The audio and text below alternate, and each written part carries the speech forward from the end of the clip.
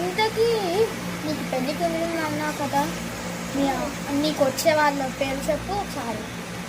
నాకు కూడా తెలియదు తన పేరు. అవునా?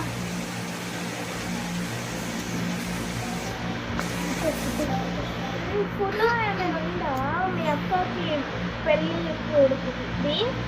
ఏమో నాకు చూపించదు అక్క కూడా చూడలేదంట. అవునా? సరే, నాకు కూడా పెళ్ళి కూతురు ఫోటో తెలీదు. సరే, బాయ్ బాయ్.